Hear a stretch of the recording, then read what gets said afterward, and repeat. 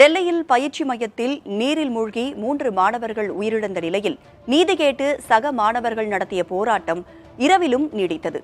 தற்போதும் போராட்டம் தொடரும் நிலையில் அங்கிருக்கும் நமது செய்தியாளர் ஸ்டாலினிடம் தகவல்களை கேட்டறியலாம். ஸ்டாலின், தற்பொழுது 3 பேர் உயிரிழந்த விவகாரத்தில் அதன் மைய உரிமையாளர் கைது செய்யப்பட்டிருக்கிறாரு. அவர் மீது பல்வேறு பிரிவுகளின் கீழ் வழக்கு பதிவும் செய்யப்பட்டிருக்கு. தற்பொழுது மாணவர்கள் போராட்டத்தில் ஈடுபட்டிருக்கிறாங்க. அந்த மாணவர்கள் கிட்ட பேச்சுவார்த்தை நடத்த மாநகராட்சி ஆணையரோ இல்ல மாவட்ட ஆட்சியரோ அங்க வந்திருக்கிறாங்களா?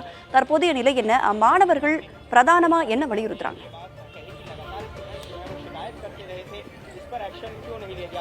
ரதா, நீங்க நேரடியா பார்க்கலாம். கிட்டத்தட்ட 24 மணி நேரத்தையும் கடந்து மாணவர்களுடைய போராட்டம் தொடர்ந்துட்டு இருக்கு. அதாவது நேற்று இருந்த மாணவர்களுடைய எண்ணிக்கை தற்போது இல்லை என்றாலும் கூட கிட்டத்தட்ட 20க்கும் மேற்பட்டவர்கள் தொடர்ந்து தங்களுடைய போராட்டத்தை, தங்களுடைய எதிர்ப்பை பதிவு செய்து வருகிறார்கள். நம்ம நேரடியா அவங்கள்ட்டே வந்து பேசுவோம். Excuse me, what is the reason to continue your protest even after 24 hours? So the reason is we have core demands such as we want to know all the list of the deceased, the people who have survived, their proof of life, what is the condition right now. We want the copy of the FIR and we want immediate action. Neither the Rao's Coaching Institute, the apology or the letter that they have sent off does not have any accountability or responsibility towards the incident. All they have sent are their condolences. What will the family do of their pity sorries? What we need is an immediate action for the family who has lost their loved ones. Another thing that we're demanding, such incidences do not occur. There has been a previous incident in Patel Nagar due to which we lost one of our brothers in the community. This is the second incident. How many more incidents do we need to wake up and take immediate action? This is not an incident where people have not reported waterlogging issues. There has been a popular circular going around on 26th. Just a month prior, someone had issued waterlogging complaints and yet no actions were taken. We require the system to do its job. That is all we are asking. It's been Rao's IAS Academy owner and organizer has been already arrested.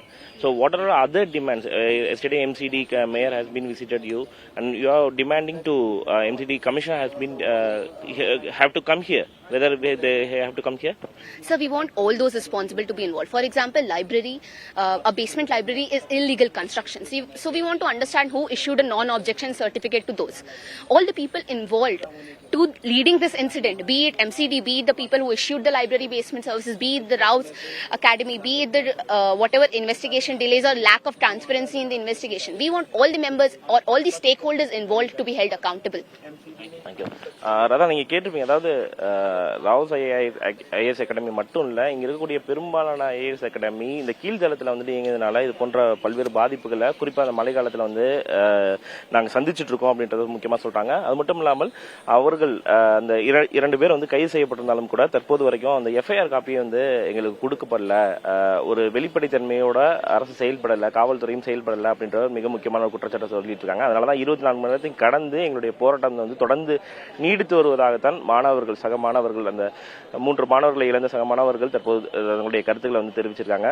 இந்த விவகாரத்தை பொறுத்த வரைக்கும் நேற்றே வந்து அவர்கள் மிக முக்கியமாக வைத்த டிமாண்ட்ஸ் என்ன அப்படின்னா, எம்சிடியோடைய கமிஷனர், அதாவது முனிசிபல் கார்பரேஷன் டெல்லி, அவருடைய கமிஷனர் நேரடியாக வரணும். ஏன்னா இல்லீகல் கன்ஸ்ட்ரக்ஷனுக்கு வந்துட்டு எப்படி அனுமதி கொடுத்தாங்க, 2021 தான் இந்த கட்டடத்துக்கு அனுமதி கொடுத்திருந்தாங்க. அதனாலும் கீழ்த்தளத்திற்கு பார்க்கிங் மற்றும் இந்த ஸ்டோரேஜ் பகுதிக்கு மட்டும்தான் அனுமதி கொடுத்திருந்த நிலையில எப்படி அது வந்து நூலகமா செயல்படுவதற்கு அனுமதி கொடுத்தாங்க. இது போன்ற பல்வேறு விதமான முறைகேடுகள் நடந்திருக்கு. அதற்கு எங்களுக்கு நிச்சயமாக பதில் வேண்டும் அப்படின்றதுதான் மாணவர்களுடைய மிக முக்கியமான கோரிக்கையா இருக்கு.